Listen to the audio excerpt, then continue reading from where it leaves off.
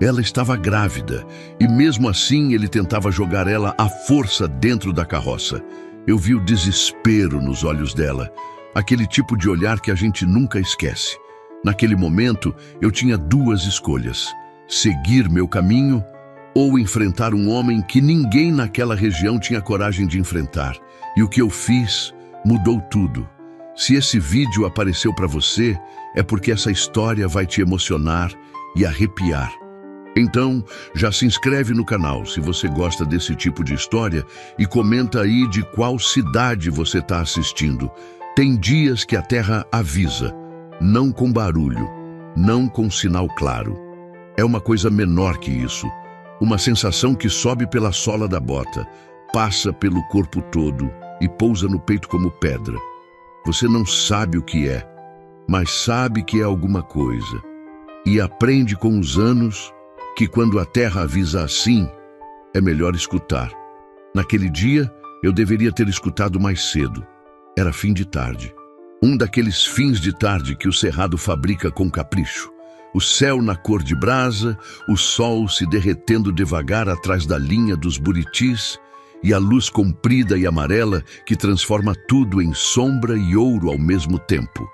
Bonito, de um jeito que machuca. Daquele jeito que só quem passou anos sozinho entende. Porque a beleza, quando não tem ninguém para dividir, dói. Eu vinha da lida. Tinha saído antes do amanhecer, percorrido uns 12 quilômetros de estrada de terra, conferido o gado no pasto do fundo, consertado uma cerca que o touro tinha derrubado 3 dias antes e ainda tinha parado para desentupir o bebedouro que as rolas viviam usando como pouso. Trabalho de sempre, trabalho de quem não tem mais ninguém para chamar. O trovão andava devagar, como costumava fazer no final do dia. Meu cavalo branco, velho de 10 anos, já sabia o caminho de cor. Não precisava de rédea, não precisava de voz. Ele sentia quando era hora de voltar para casa e seguia, pescoço levemente baixado, o passo cadenciado e pesado, como se também carregasse o cansaço da tarde. Ao lado, o faísco trotava no acostamento. Meu cachorro, um vira-lata amarelo com uma orelha em pé e outra murcha, que tinha aparecido magro e ferido na porta da fazenda 3 anos antes e nunca mais foi embora. Não era bonito, não era de raça, não obedecia a nada que eu mandasse, mas era meu. E era o único ser vivo naquela terra que ficava feliz quando eu chegava. A estrada de terra seguia entre 2 murundus de cerrado fechado, com as árvores tortas e encurvadas dos 2 lados, galhos esbranquiçados como osso seco, e a poeira fina e vermelha que o vento levantava em redemoinhos baixos quando passava alguma coisa. Naquele fim de tarde, o vento tinha diminuído. O mundo estava quieto. Quieto demais. Esse foi o primeiro aviso. O cerrado tem uma voz. Quem mora ali sabe. São as cigarras que pulsam o dia inteiro, o canto distante dos pássaros, o barulho do capim balançando, o rumor dos insetos no barro úmido das margens. Não é silêncio, é camadas de som. E quando essas camadas somem de vez, é porque alguma coisa perturbou o equilíbrio. Alguma coisa que não devia estar ali, estava. O faísco foi o segundo aviso. Ele parou de repente. As 4 patas travaram no chão como se alguém tivesse puxado um freio invisível. As orelhas, as 2, a em pé e a murcha, ficaram rígidas, apontadas para frente. O focinho se levantou devagar, farejando o ar em movimentos pequenos e tensos. E então veio o ronco, baixo, do fundo da garganta. O tipo de ronco que ele nunca fazia sem motivo. Eu também senti, não sei como explicar direito. É uma coisa que os anos de campo ensinam sem palavras. Um formigamento na nuca, um estreitamento do olhar, os sentidos se ajustando automaticamente, como quando o corpo percebe perigo antes da cabeça entender. Puxei as rédeas sem pensar. O trovão parou. Ficamos ali, os 3 no meio da estrada de terra, no silêncio pesado daquele fim de tarde dourado. Eu olhei para frente. A curva da estrada ficava uns 200 metros adiante, onde os buritis se fechavam mais, formando uma espécie de corredor verde escuro que bloqueava a visão. O sol não entrava ali. Era uma das partes da estrada que eu menos gostava. Fechada, abafada, onde o calor empoçava e o ar ficava parado. Não dava para ver o que tinha depois da curva, mas dava para ouvir. Veio de lá o primeiro som, distante, abafado pela distância e pelas árvores. Mas era um som que não pertencia àquela hora. Não era pássaro, não era vento, não era o rangido de uma cerca. Era a voz humana, alta, rasgada, com aquele tom específico que não se confunde com nenhuma outra coisa no mundo. Desespero. O faísco deu um passo à frente, ainda rosnando baixo, a coluna arqueada de tensão. Eu prendi a respiração por um segundo. Depois, sem que eu tivesse decidido conscientemente fazer aquilo, as pernas apertaram os flancos do trovão e a gente começou a avançar. Devagar no início. O trovão hesitou, como se ele também sentisse que aquilo era diferente. Mas seguiu, sempre seguiu.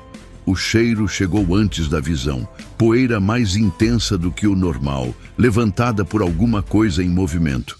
E por baixo, misturado, quase imperceptível, um cheiro diferente, mais orgânico, mais humano, o tipo de cheiro que só existe onde existe sofrimento.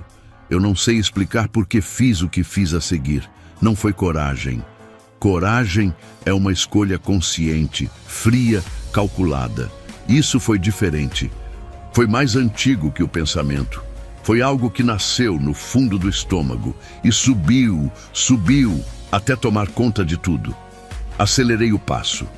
Enquanto o trovão avançava pela estrada e a curva dos buritis ia se aproximando, alguma coisa dentro de mim foi se assentando num lugar que eu conhecia bem e que há muito tempo tentava ignorar. Era o mesmo lugar onde a culpa mora, onde ficam guardadas as coisas que a gente não fez e deveria ter feito. Às vezes em que seguiu em frente quando devia ter parado. Eu tinha 46 anos, tinha enterrado minha mulher, tinha visto meu filho único partir para a cidade e nunca mais voltar do jeito que foi. Tinha passado 3 anos falando mais com o cachorro do que com gente. Tinha aprendido a encarar o silêncio sem medo, a preencher o tempo vazio com trabalho e o trabalho com mais silêncio. Tinha sobrevivido a muita coisa, mas tinha uma coisa que eu não tinha conseguido sobreviver direito, uma coisa que ficou, que parou no meio do peito como espinho que não sai nem vai fundo. Fica, e dói da mesma forma toda vez que você respira fundo. Foi anos atrás, numa tarde parecida com aquela, também estrada de terra, também fim de dia. Tinha escutado algo, tinha estranhado, tinha olhado de longe e visto alguma coisa que não devia estar acontecendo, e tinha seguido em frente. Dias depois, encontraram alguém morto. Eu nunca soube se era a mesma pessoa, nunca tive certeza. Mas também nunca precisei ter certeza para saber o que aquilo significava, porque eu senti, e esse sentimento nunca foi embora. Foi isso que me fez apertar o passo do trovão naquela tarde. Não foi heroísmo, não foi bravura. Foi um homem tentando, tarde demais ou na hora certa, não ser o mesmo que foi antes. O faísco correu à frente, desaparecendo na curva dos buritis. E então veio o segundo grito, mais alto, mais próximo, e eu dobrei a curva e vi. Tem coisas que a gente vê e o cérebro demora um segundo para aceitar. Não porque você não entende o que está na sua frente, mas porque o que está na sua frente é grande demais, errado demais, pesado demais para caber de uma vez só dentro da cabeça de um homem. Então o olho vê e o cérebro trava. Um segundo, só um, mas aquele segundo dura uma eternidade. Foi assim comigo quando dobrei a curva. A cena estava ali, aberta, sem véu, sem piedade. A luz do fim de tarde batia de lado, dura e comprida, iluminando tudo com aquela crueldade específica do sol que está quase indo embora, sem sombra suficiente para esconder o que não devia ser visto. Ele era grande, um homem largo, de ombros pesados, com o tipo de corpo construído por trabalho bruto e por uma vida inteira de fazer o que quisesse sem que ninguém dissesse não. Usava chapéu de couro escuro, camisa aberta no pescoço e tinha nas mãos enormes e calosas, o corpo de uma mulher. Ela estava grávida. A barriga era grande, daquelas que não deixam dúvida. Não era começo de gravidez, não era coisa que se escondia. Era vida adiantada, pesada, próxima. Era um filho prestes a chegar ao mundo. E mesmo assim, aquele homem a segurava pelo tronco, os braços travados ao redor dela, erguendo-a do chão como se segurasse um saco de milho, empurrando ela em direção à carroça velha que estava parada no acostamento.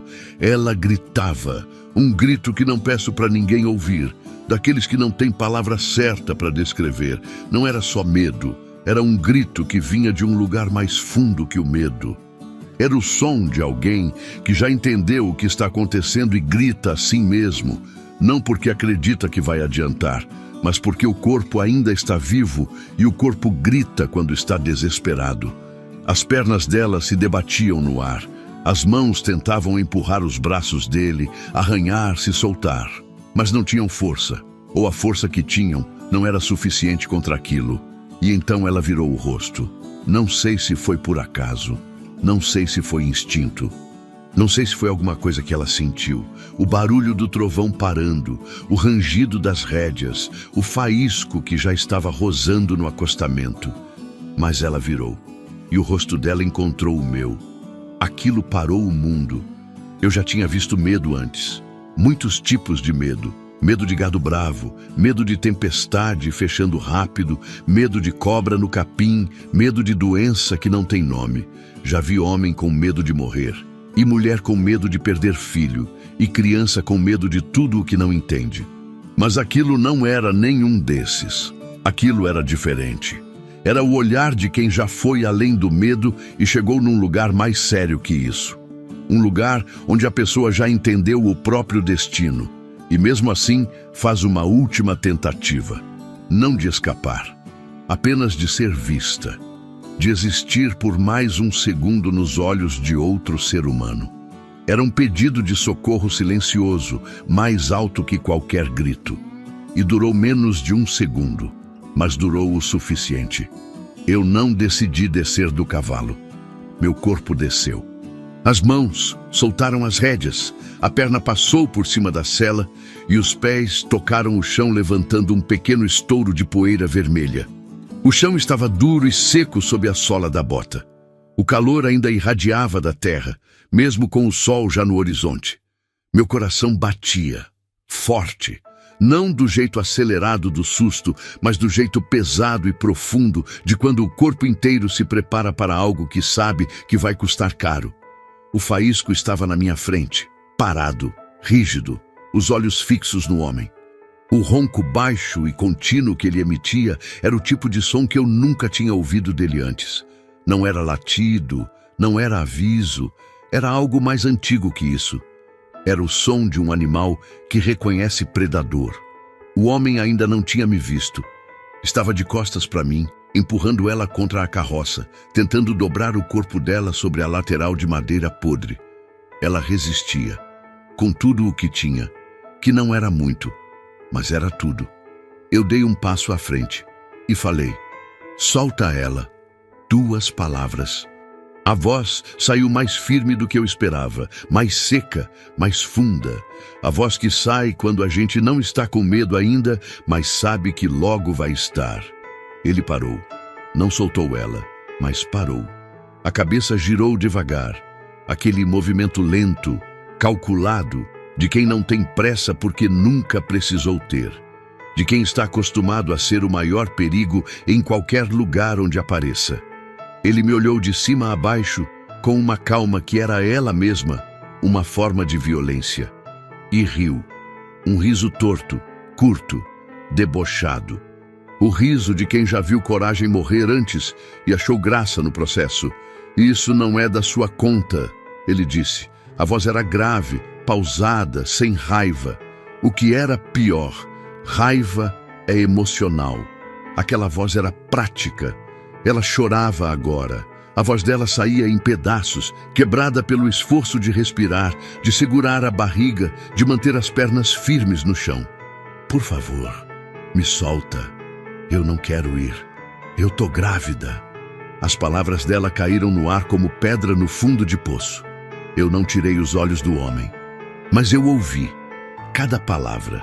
E cada palavra foi parar naquele lugar dentro do peito onde ficam as coisas que não se esquecem. Dei mais um passo à frente. Eu disse para soltar. O olhar dele mudou. Não muito. Só o suficiente para quem sabe ler olho de homem perigoso. Ficou mais estreito, mais frio. A calma ainda estava lá, mas por baixo dela alguma coisa diferente se mexeu. Algo que ele ainda estava segurando, mas que estava considerando soltar. Ela tem destino, ele disse mais baixo. Dívida paga, dívida. A palavra pousou no ar entre nós com o peso de algo muito concreto, muito antigo, muito sujo. Eu olhei para a barriga dela de novo. Ela tinha as duas mãos sobre o ventre. Não para empurrar ele, não para se equilibrar, para proteger. Com aquele gesto específico de mãe que existe antes mesmo de a criança nascer, instintivo, desesperado, inútil contra a força de um homem assim, mas feito assim mesmo. Aquele gesto. Aquele gesto foi o que me atravessou de um jeito que as palavras não tinham conseguido. Mulher não paga dívida, eu falei. O silêncio que caiu depois foi diferente de todos os silêncios anteriores. Mais pesado, mais cheio. O vento parou. As cigarras pararam. Até os cavalos e os burros, os dois animais de carga presos à carroça, ficaram imóveis, como se soubessem que qualquer movimento podia romper alguma coisa que não tinha conserto depois. Eu vi a mandíbula dele se fechar. Vi os tendões do pescoço se retesarem. Vi a mão direita se mover, quase imperceptível, em direção à cintura. E eu vi o que estava na cintura. A minha mão foi para a sela do trovão antes de eu pensar. O couro do cabo do facão estava quente do sol do dia. Minha mão fechou em torno dele com uma firmeza que não era coragem, era necessidade. Nem tenta, eu disse, mais baixo do que antes, mais pesado.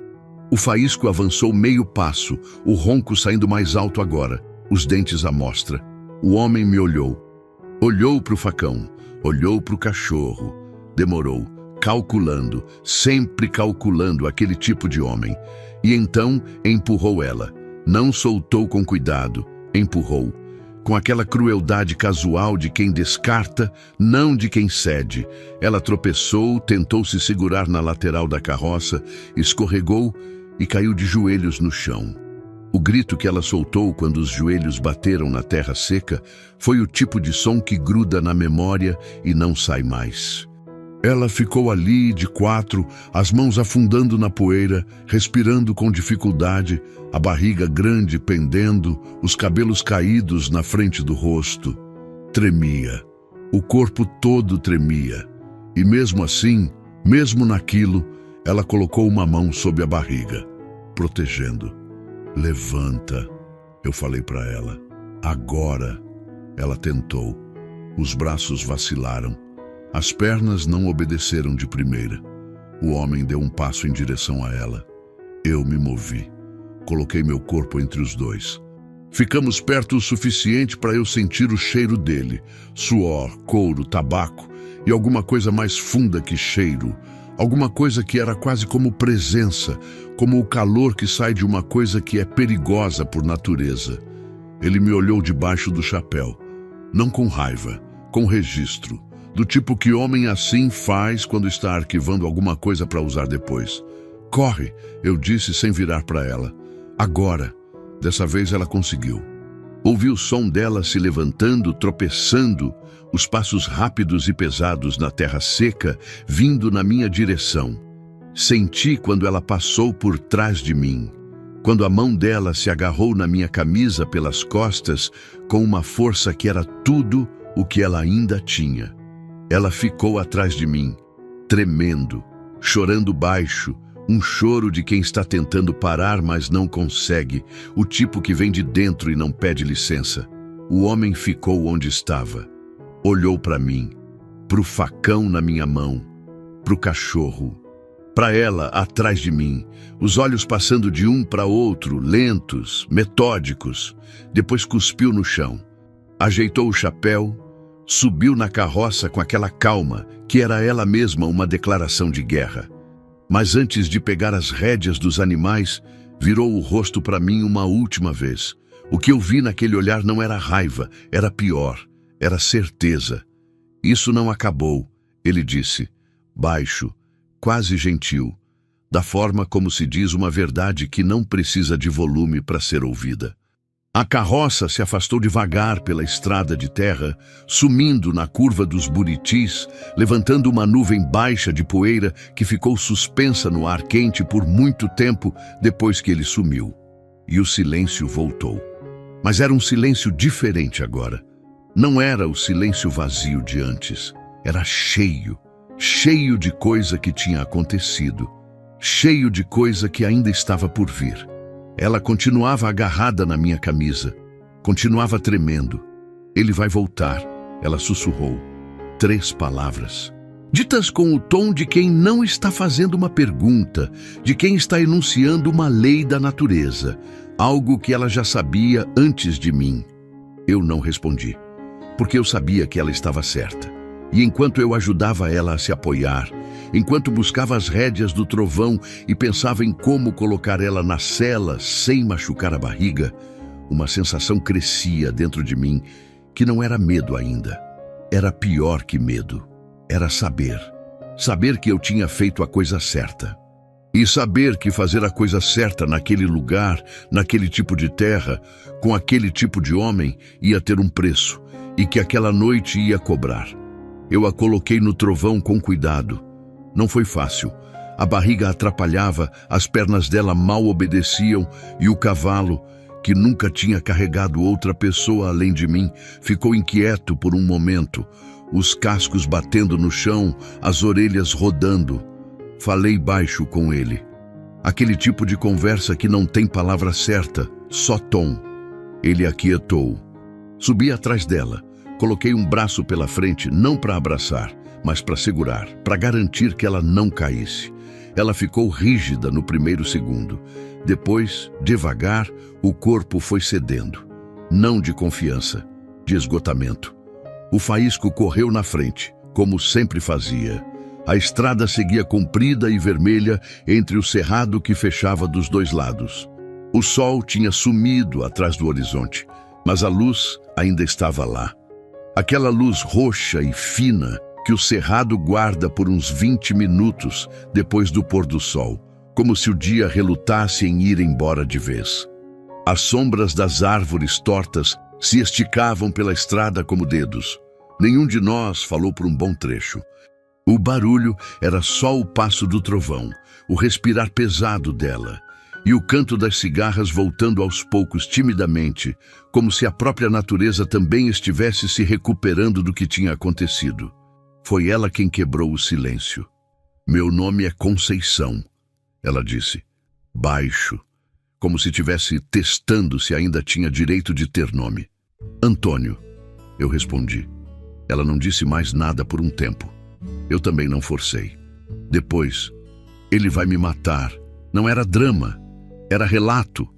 A diferença entre as duas coisas é que drama tem esperança embutida. O que ela falou não tinha. Não vai, eu disse. O senhor não sabe quem ele é. Não preciso saber. Ela virou levemente o rosto. Não para me olhar, para me avaliar. Tentando entender que tipo de homem dizia esse tipo de coisa nesse tipo de lugar. Geraldo Peixoto, ela falou. Esse é o nome dele. O nome caiu no ar e ficou ali, pesado. Eu conhecia o nome, não pessoalmente. Mas naquelas terras, o nome de Geraldo Peixoto chegava antes de qualquer notícia. Era dono de 3 fazendas, tinha gente sua em 2 cartórios e um braço comprido que chegava até a delegacia da cidade mais próxima.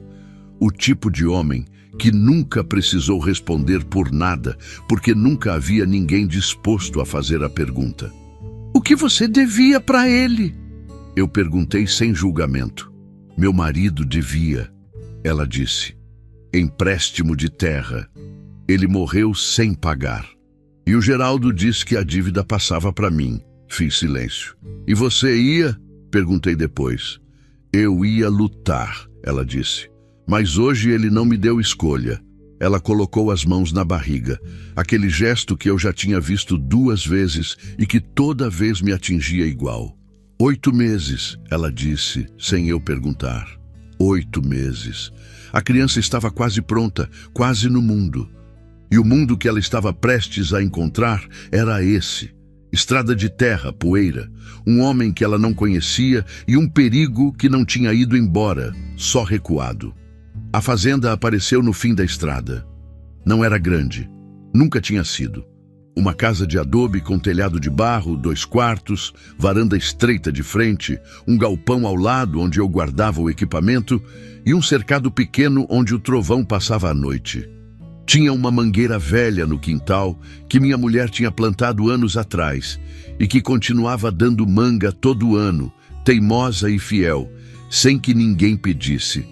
A casa estava no escuro, como sempre estava quando eu chegava. Descemos do cavalo. Eu segurei o braço dela para ela não tropeçar nos degraus da varanda. A madeira rangeu sob o peso dos 2. Dentro, acendi o lampião.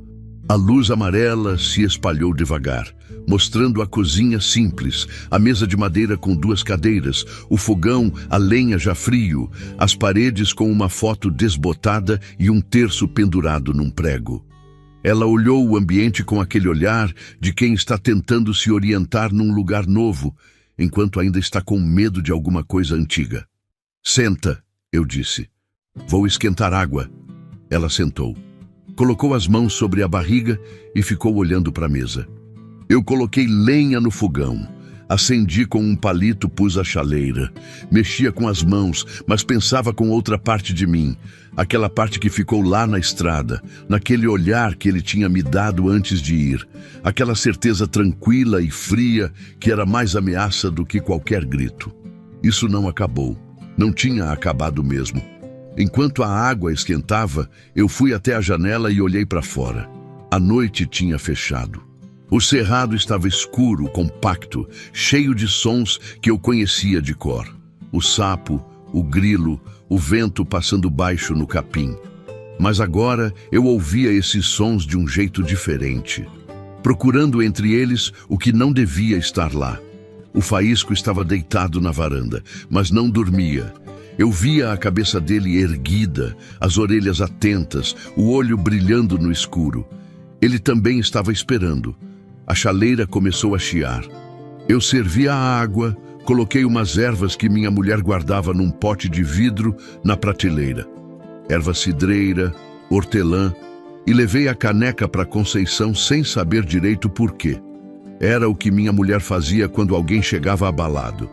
Parecia certo repetir. Ela segurou a caneca com as 2 mãos. O vapor subiu no rosto dela. "O senhor tem família?" ela perguntou. "Tive." Ela não perguntou mais. Entendeu o peso daquela palavra no passado. "Eu não tenho mais ninguém," ela disse. "Minha mãe morreu quando eu era nova. Meu marido se foi faz 4 meses. Não tenho irmão, não tenho parente por perto. Só eu e ele." Ela olhou para a barriga, desde o começo. Fiz silêncio de novo, não o silêncio de quem não sabe o que dizer. O silêncio de quem sabe que algumas coisas não têm resposta certa e que forçar uma palavra nesse momento é pior que nenhuma. A lenha estalou no fogão. Lá fora, o faísco rosnou. Baixo, rápido, uma vez. E depois ficou em silêncio de novo. Eu e Conceição nos olhamos ao mesmo tempo. Não precisou de palavra. Eu me levantei devagar, apaguei o lampião e fui até a janela olhar para a escuridão lá fora. A noite estava quieta. Quieta demais. Fiquei na janela por um longo tempo. Os olhos foram se acostumando ao escuro lá fora. O cerrado ia tomando forma aos poucos. Os contornos das árvores, a linha do cercado, a silhueta do galpão. A lua estava por trás das nuvens, dando uma claridade fraca e difusa que iluminava sem revelar. O tipo de luz que cria mais sombra do que desfaz. O faísco tinha parado de rosnar, mas continuava acordado. Eu via a cabeça dele lá na varanda, erguida, imóvel, apontada para a direção da estrada. Conceição ficou sentada à mesa, a caneca esfriando entre as mãos. Não falava, mas eu sentia a presença dela no cômodo. Aquela presença específica de alguém que está tentando controlar o medo e não está conseguindo completamente. Em quanto tempo você conhece ele? Eu perguntei sem tirar os olhos da janela. Geraldo, ela respirou fundo. Ele apareceu logo depois que meu marido morreu. Veio com papel, caneta, conversa de gente educada. Disse que o Valmir tinha assinado uma coisa que eu não sabia, terra em garantia, e que se eu não pagasse, a dívida tinha outro jeito de ser quitada. Eu não perguntei qual era o outro jeito. Não precisava. E você não tinha como pagar. Não tenho terra suficiente. Não tenho gado suficiente. Não tenho nada suficiente para um homem como ele. A voz dela saiu sem amargura. Era pior assim, quando a pessoa já foi além da amargura e chegou na aceitação do tamanho do problema. Quanto tempo ele te deu? Me deu 30 dias. Hoje era o 30º. Eu processei aquilo em silêncio. 30 dias. E ela tinha chegado ao 30º sem saída, sem ninguém. Com 8 meses de barriga e um homem que não aceitava não como resposta. Onde você mora? Eu perguntei. Tinha um sítio, uns 8 quilômetros daqui, pelo outro lado da chapada. Mas eu saí hoje cedo, quando soube que ele ia mandar buscar. Tentei chegar na cidade. Ela parou. Não cheguei. 8 quilômetros. Ela tinha tentado fazer 8 quilômetros a pé, grávida de 8 meses, para chegar numa cidade onde provavelmente também não tinha ninguém esperando. Algo apertou dentro do meu peito. Dorme aqui essa noite, eu disse. Ela ia recusar. Eu vi o movimento no corpo dela, aquela retração automática de quem foi ensinado a não dever favor a estranho. Não é favor, eu disse antes que ela falasse. É noite fechada, você está no limite, e lá fora tem um homem que disse que ia voltar. Não é hora de orgulho. Ela ficou olhando para mim, depois olhou para o terço pendurado na parede. Tá bom, ela disse baixo. Preparei o quarto que tinha sido do meu filho. Tirei o pó do colchão, botei o lençol menos velho que eu tinha, deixei o lampião pequeno no canto com a chama no mínimo. Ela entrou devagar, olhando o cômodo com aquele jeito de quem está tentando não ocupar espaço demais. Se precisar de qualquer coisa, eu fico aqui fora, eu disse da porta. Ela assentiu, mas antes de eu fechar, ela falou: por que o senhor parou? Eu fiquei na soleira. A pergunta era simples. A resposta não era. Porque já segui em frente uma vez quando não devia, eu disse. Ela me olhou por um momento, não pediu explicação. Só assentiu, daquele jeito de quem entende que há histórias que não precisam ser contadas inteiras para serem compreendidas. Fechei a porta. Voltei para a sala, peguei a cadeira e a coloquei perto da janela da frente. Fui até o galpão, peguei o facão e a espingarda velha que ficava pendurada num gancho atrás da porta. Uma boito calibre 12 que eu usava para espantar animal grande que chegava perto do gado. Conferi os 2 canos. Tinha carga nos 2. Voltei e sentei na cadeira. O faísco entrou e deitou aos meus pés. A noite estava lá fora, enorme e quieta. Eu fiquei, não dormi, não tentei. O corpo estava cansado do dia, mas a mente estava num estado que eu conheço bem e que não tem cura com travesseiro. Aquele estado de vigília profunda, onde cada sentido está aberto ao máximo, processando cada som, cada variação de vento, cada coisa que poderia significar alguma coisa. O tempo passou devagar, como sempre passa quando você está esperando por algo que não quer que chegue. Por volta da meia-noite, o faísco levantou a cabeça. Eu já estava com a mão na espingarda antes de ele rosnar. O ronco saiu baixo, controlado, diferente do que ele tinha feito na estrada. Mais sério, mais convicto.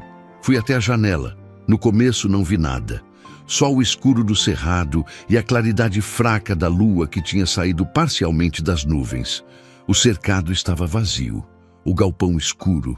A estrada sumiava na curva e não dava para ver o que tinha além dela. mas o faísco continuava rosnando. Então eu ouvi, longe, muito longe ainda, mas existia um barulho surdo de cascos na terra seca, mais de um animal.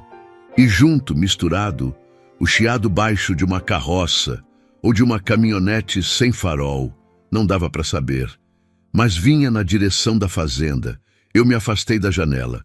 Fui até a porta do quarto de Conceição e bati 2 vezes. Leve. Conceição. Um segundo de silêncio. Ela não tinha dormido também. Eu ouço. Ela disse de dentro. Fica quieta. Não acende nada. Sim. Voltei para a janela. O barulho estava mais perto. Mais claro. Definitivamente mais de um cavalo. E vozes. Baixas, esparsas, o tipo de conversa que se tem quando não se quer ser ouvido, mas também não se tem medo suficiente para fazer silêncio total. Eram pelo menos 3. Eu sabia que podiam ser mais. O faísco estava de pé agora, rígido, os pelos do dorso arrepiados. A espingarda estava na minha mão, o facão no cinto. Meu coração batia no ritmo pesado de quem já passou de medo e chegou em determinação. Mas junto com a determinação veio outra coisa, uma clareza fria e simples. Eu era um homem sozinho, numa casa de adobe, na escuridão do cerrado, com uma mulher grávida num quarto nos fundos e uma espingarda com 2 tiros. E lá fora, no escuro, Geraldo Peixoto vinha cobrar. E ele não tinha vindo sozinho. Tem um momento específico na vida de um homem em que o medo para de ser medo e vira outra coisa. Não coragem. Coragem é uma escolha que se faz antes do perigo chegar. O que acontece quando o perigo já está do lado de fora, quando você já ouve os cascos na terra, já vê o vulto se movendo entre as árvores, quando já não tem mais tempo de escolher? Isso não é coragem. É uma transformação mais silenciosa que essa. É o momento em que o corpo inteiro entende que não tem mais nada a calcular, nada a postergar, nada a negociar. E aí a coisa mais estranha acontece. A gente fica quieto por dentro. Foi o que aconteceu comigo naquela noite. O barulho dos cavalos estava mais perto. Eu contei o que consegui contar pelo ouvido. 3 animais, talvez 4. A carroça não. O que eu tinha ouvido antes devia ser coisa da minha cabeça, ou era outro som do cerrado se sobrepondo. O que vinha agora era só cavaleiro. Gente montada, sem pressa, sem farol, sem nenhuma intenção de se esconder completamente. Porque gente assim não se esconde. Gente assim chega devagar justamente para que você ouça chegando, para que o medo faça parte do trabalho. Eu conhecia essa tática, não de guerra, não de filme, de vida, de anos vivendo naquele tipo de terra, ouvindo aquele tipo de história, vendo aquele tipo de coisa acontecer com outros e agradecendo em silêncio por não ter sido comigo. Até aquela noite, fui até o fundo da casa sem acender nada. No escuro, eu conhecia cada centímetro daquele chão, cada tábua que rangia, cada degrau irregular, cada canto onde o adobe estava mais fraco. Minha mulher tinha andado por aquele chão por 22 anos. Meu filho tinha engatinhado naquele chão. Eu tinha chorado naquele chão, de joelho, na noite em que ela foi embora, e eu fiquei sem entender direito como o mundo podia continuar girando quando uma coisa dessas acontecia. Aquele chão era meu, cada palmo. Fui até a janela dos fundos, uma abertura pequena que dava para o quintal e para a mangueira velha da minha mulher. Ali o cerrado começava logo atrás do cercado, uns 30 metros de quintal aberto e depois o mato fechado e escuro.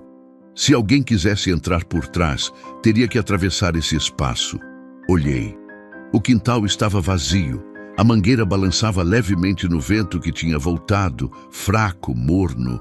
Lá no fundo, onde o cerrado começava, estava escuro demais para ver qualquer coisa com certeza. Mas nada se movia. Por enquanto. Voltei para frente. O faísco estava colado na minha perna. O ronco tão baixo agora que eu sentia mais do que ouvia. Uma vibração que subia pelo chão e chegava até mim como aviso constante. Ele estava me seguindo de cômodo em cômodo, aquela orelha em pé, girando feito antena, calibrando o mundo ao redor.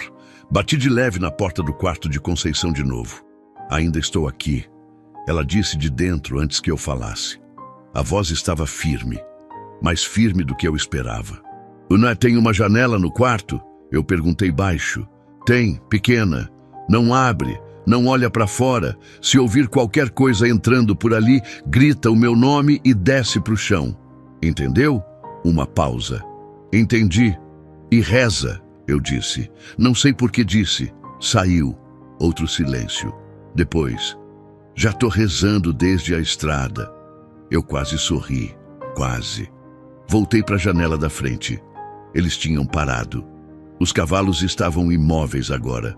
Ou pelo menos o barulho tinha cessado. Isso era pior do que o barulho. Barulho é movimento, e movimento tem direção. Silêncio pode estar em qualquer lugar. Eu me abaixei levemente, ficando abaixo da linha da janela, e espiei pelo canto do batente.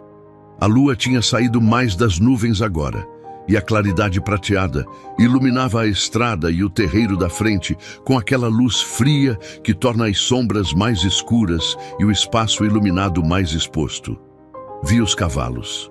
3. Parados na beira da estrada, a uns 50 metros da porteira. Os cavaleiros desmontados, não dava para ver onde estavam, tinham desaparecido das montarias, o que significava que estavam a pé, espalhados, no escuro. Meu estômago apertou. Gente que desmonta antes de chegar sabe o que está fazendo. Fiquei imóvel por um momento, respirando devagar, deixando os olhos varrarem o terreiro. Havia sombras atrás do galpão. Havia sombras perto da mangueira. Mas essas eram da própria árvore. Eu conhecia o formato delas. Havia uma sombra que não era da mangueira. Perto do cercado do trovão. Parada. Eu olhei para o trovão. Ele estava no canto do cercado, longe daquela sombra, as orelhas rodando, os cascos inquietos no chão. Nervoso, ele sentia. A sombra se mexeu, devagar. Só um passo, testando. Eu soltei o ar que estava segurando. Levantei a espingarda e abri a janela de uma vez. Pode parar onde está. Eu falei alto, a voz saindo pelo terreiro e indo longe na noite quieta. A sombra parou. Silêncio. Depois veio a voz de Geraldo Peixoto. Não da sombra. Da direção da estrada, mais longe, onde eu não conseguia ver. Antônio? Ele chamou. Como se a gente fosse conhecido de longa data. Como se aquilo fosse uma visita normal. Não precisa ser assim. Do jeito que está, já está bom. Eu respondi. Eu só vim buscar o que é meu. Aqui não tem nada seu. Uma pausa. O vento passou entre nós, trazendo o cheiro do cerrado noturno. Terra, folha seca e aquela umidade que o mato guarda no fundo, mesmo quando tudo na superfície está seco. Você é homem de juízo, Antônio. Eu sei disso. Sei que você entende como as coisas funcionam por aqui. Entrega a mulher. E isso acaba agora. Ninguém se machuca. Ninguém perde nada. Eu não respondi de imediato. Não porque estava considerando, mas porque sabia que cada segundo de silêncio era um segundo em que ninguém se movia. E cada segundo sem movimento era um segundo que eu precisava para pensar. A sombra perto do cercado continuou parada. Havia outra que eu não tinha visto antes, perto do canto do galpão, agachada. Eles estavam tentando me fazer focar na voz enquanto se posicionavam. Eu vi isso, e eles não sabiam que eu vi. Geraldo, eu falei mantendo os olhos nas sombras, mas a voz na direção da estrada. Você sabe o que uma boito calibre 12 faz a essa distância? Silêncio. Eu tenho 2 tiros. Não vou desperdiçar nenhum. A sombra do galpão parou de se mover. Você está sozinho, disse Geraldo. E nós não estamos. Eu sei disso, eu disse. Por isso eu não vou errar. O que eu disse tinha uma lógica simples e brutal que qualquer homem naquela situação entendia.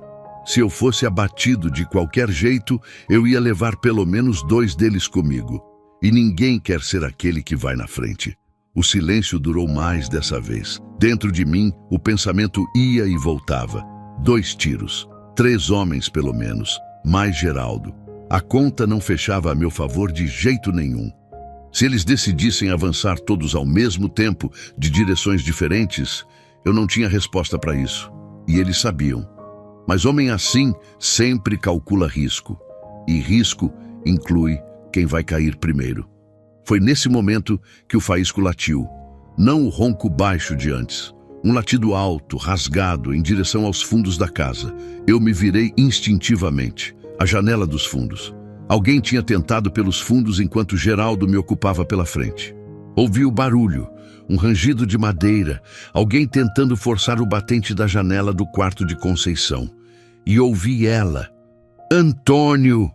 Meu nome na voz dela me moveu antes que qualquer pensamento me movesse. Atravessei a sala correndo. Empurrei a porta do quarto. No escuro vi a janela sendo forçada, o batente cedendo, a madeira gemendo. O faísco já estava ali, latindo furioso contra a parede. Eu não pensei. Cheguei na janela, abri ela de uma vez de dentro, coloquei o cano da espingarda para fora no escuro e atirei para o alto. O estouro foi enorme no silêncio da noite. Um clarão. O cheiro de pólvora encheu o quarto em meio segundo. Do lado de fora, o barulho de alguém caindo, tropeçando, correndo. Xingamento baixo e assustado se afastando pelo quintal. Conceição estava no canto do quarto, agachada no chão, as mãos na barriga, os olhos abertos no escuro me procurando. "Tá bem?" eu perguntei, já recarregando. "Tô", ela disse. A voz tremia, mas estava inteira. Voltei para a sala. Fui até a janela da frente. Do lado de fora, o barulho de cavalos. Rápido agora, se afastando. Olhei para o terreiro. As sombras tinham sumido. Os 3 cavalos que estavam na beira da estrada já eram só um som distante se perdendo no cerrado. Fiquei na janela por um longo tempo, segurando a espingarda, esperando. O faísco veio sentar ao meu lado. Estava ofegante, mas o pelo do dorso já estava menos arrepiado. Os latidos tinham cessado. O cerrado voltou aos poucos. O grilo, o sapo, o vento baixo no capim. Depois de uns 20 minutos, Conceição apareceu na porta da sala. Ela tinha acendido o lampião pequeno que eu tinha deixado no quarto. A luz da chama batia no rosto dela. Os olhos fundos, a barriga enorme, as mãos que continuavam instintivamente sobre o filho. Me olhou. "Eles foram", eu disse. "Por enquanto", ela disse. Eu concordei com a cabeça. Não tinha sentido fingir diferente. Ela veio devagar até a janela e ficou do meu lado, olhando o terreiro vazio e o cerrado escuro lá fora. O lampião na mão dela fazia a sombra dos 2 se projetar longa na parede atrás. "Você atirou para o alto", ela disse. "Sim, por quê? Você tinha como acertar." Eu fiquei um momento sem responder. Era uma pergunta honesta e merecia resposta honesta. Porque se eu acertasse alguém essa noite, amanhã ia ter mais gente. Com mais motivo. Pausa. Medo segura por mais tempo do que sangue. Ela ficou quieta pensando nisso. E se eles voltarem mesmo assim? Então a resposta muda. Ficamos em silêncio por um tempo. O lampião crepitava levemente. Lá fora, uma coruja cantou longe. No fundo do cerrado, aquele chamado baixo e redondo que ecoa mais do que devia. "Meu filho vai nascer", ela disse de repente.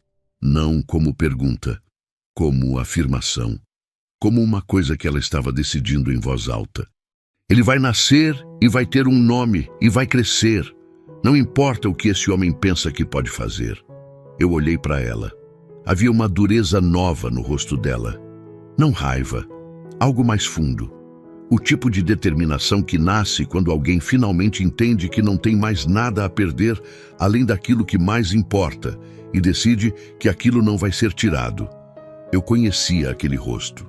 Minha mulher tinha feito aquele rosto uma vez, anos atrás, quando o médico disse que ela talvez não sobrevivesse ao parto do meu filho. Ela sobreviveu. E depois daquele rosto, ninguém mais duvidou dela em coisa nenhuma. Vai nascer, eu disse. Simples, sem enfeite. Ela assentiu. Voltamos para o silêncio, os dois na janela, olhando a noite que ficava lá fora, enorme e cheia, com seus perigos que tinham recuado, mas não ido embora. E eu pensei em tudo que tinha feito naquela tarde e naquela noite. Pensei no olhar que Geraldo Peixoto tinha me dado antes de partir, aquela promessa fria, embrulhada em calma. Pensei nos 3 homens no terreiro, nas sombras que tinham se espalhado antes de recuar. Pensei no tiro que eu tinha dado para o alto e no tiro que ainda tinha na espingarda. E pensei naquele dia de anos atrás, na estrada que eu tinha seguido, no corpo que encontraram depois. Aquele peso, o peso de ter seguido em frente quando não devia, tinha ficado em mim tanto tempo que eu tinha esquecido como era não carregá-lo. Tinha virado parte de mim, como cicatriz que você não vê mais, mas sente quando o tempo muda. E ali, naquela noite, com uma espingarda na mão, uma mulher desconhecida ao meu lado e o cerrado inteiro quieto lá fora, eu sentia aquele peso um pouco diferente. Não tinha sumido, mas estava diferente, mais leve, só um pouco, mas era alguma coisa. A madrugada passou devagar, como madrugada de vigia sempre passa. Eu não sentei, não me permiti. Fiquei na cadeira perto da janela, a espingarda no colo, o faísco aos pés, e deixei as horas escorrerem uma por uma enquanto o cerrado lá fora ia mudando de som. O grilo cedendo espaço para o sapo cedendo para o silêncio fundo das 3 da manhã e depois o silêncio cedendo para o canto dos primeiros pássaros antes mesmo do céu clarear. O amanhecer no cerrado não chega de uma vez. Vem por camadas. Primeiro uma cor roxa muito escura no horizonte, quase indistinguível do negro da noite. Depois um cinza que vai clarificando, e as silhuetas das árvores começam a aparecer, recortadas e tortas contra o céu que ainda não decidiu que cor vai ser. Depois, o amarelo, fraco e largo, espalhando devagar como mancha d'água em papel. E só então o sol, avermelhado, enorme, subindo devagar como se tivesse peso. Eu vi tudo isso pela janela, e nada mais apareceu na estrada. Não significava que tinha acabado. Eu sabia disso, mas significava que a noite tinha passado, e isso era alguma coisa. Conceição dormiu por umas 3 horas. Eu ouvi quando ela parou de se mexer lá dentro, a respiração ficando mais pausada através da porta fechada. Fiquei feliz por ela. O corpo dela precisava daquilo mais do que o meu precisava de qualquer coisa. Quando o sol já estava um palmo acima do horizonte, ela apareceu na porta da sala. O cabelo despenteado, os olhos inchados de quem dormiu pouco e acordou antes de estar pronta, mas estava de pé, e a mão estava na barriga, como sempre. Passou a noite? Ela perguntou. Passou. Ela olhou para a janela, para o terreiro iluminado pelo sol novo, para o cercado onde o trovão já estava acordado e inquieto, pedindo água e comida. O Senhor não dormiu. Não precisava. Ela me olhou de um jeito que dizia que sabia que eu estava mentindo, mas não ia insistir. Fiz café no fogão a lenha. O cheiro preencheu a casa, aquele cheiro forte e escuro que é talvez a coisa mais honesta que existe num amanhecer de roça. Comi um pedaço de rapadura que tinha na prateleira. Ela comeu também, sem cerimônia, com a fome de quem o corpo está trabalhando por 2. Ficamos sentados à mesa em silêncio por um tempo. Depois eu disse o que precisava ser dito. Você não pode ficar aqui. Ela levantou os olhos do café. Eu sei, ela disse. Ele vai voltar. Com mais gente ou com outra estratégia. Mas vai voltar. E eu não tenho como segurar isso indefinidamente. Eu sei, ela repetiu, sem mágoa, com aquela clareza cansada de quem já pensou nisso antes de eu falar. Precisa chegar na cidade, na delegacia.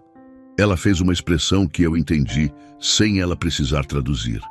O delegado é amigo do Geraldo, ela disse. Eu esperava aquilo, mas ouvir confirmado pesou de um jeito diferente. Tem alguém na cidade em quem você confia? Ela pensou. Demorou. O tipo de demora que mostra que a lista é curta. Tem uma mulher, Dona Lourdes, parteira. Me acompanhou desde o começo da gravidez. Ela não tem medo do Geraldo. Fez uma pausa. Ou pelo menos age como se não tivesse. Onde ela fica? Na rua de trás da igrejinha. Casa verde, portão branco. Eu assentei com a cabeça. Fui até o galpão, encilhei o trovão, voltei. Vamos agora, enquanto é cedo, eu disse, antes que ele reorganize.